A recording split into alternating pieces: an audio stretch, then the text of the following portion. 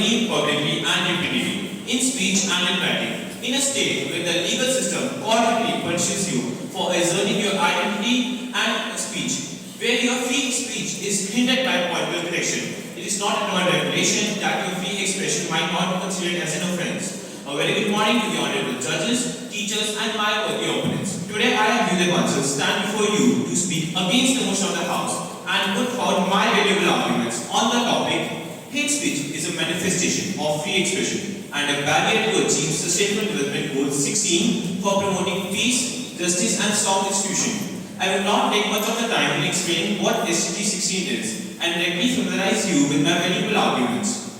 Talking about Shikori South's historic fight for the rights of trans rebels, all her verbal disclosures were considered as offensive and full of hatred. But is talking about truth in this by the people, for the people, and of the people society, adding a liability to your back. Figures like Bhagat Singh, Mangal Pandey, Sukhdev, and Rajguru actively challenged the colonial power, and they were called by names such as militants or extremists by the British.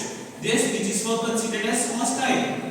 This clearly shows how one man's terrorist is another man's freedom fighter.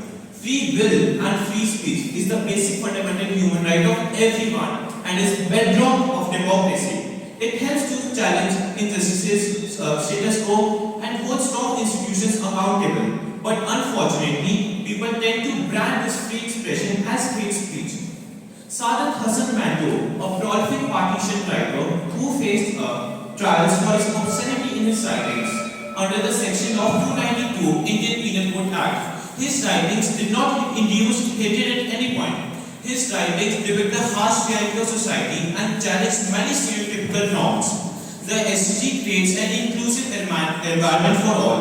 But what about Instagram? Shadow banning posts on Gaza and censoring posts supporting Palestine? This is the perfect example of how widespread freedom of speech is being controlled by political sphere and is hindering youth's inclusivity of opinion. The movie Padmavach, which depicted the historical practice of Johar in India, sparked significant controversies and protests. The movie cast and crew faced violence and threats. The book Lajar by Tulsi Nashni talked about excess of orthodoxy of religion towards women. But this text was considered as the text that tried to spread hatred. But in reality, the book talked about lootings and killings of Hindus living in Bengal after the destruction of Babri Masjid. The nation wants to know that can the arguments in movies and text debunk outward facade and hinder inclusivity?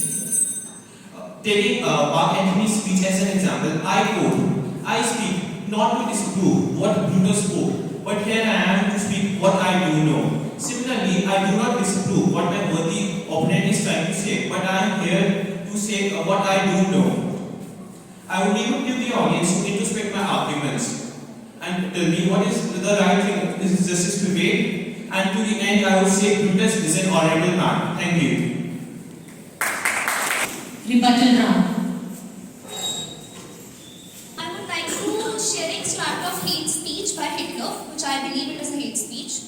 It goes on like, if men wish to live, they are forced to kill others. The entire struggle for survival is a conquest for existence, which in turn results in the elimination of others from the same sources of subsistence. Now, can you justify this as not being a hate speech and it is a free flow of expression?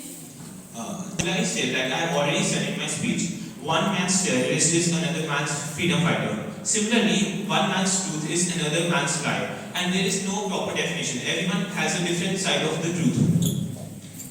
I want to know whether you declare this as a hate speech or not. No. You say this is not a hate speech if you are telling someone to kill someone in order to live.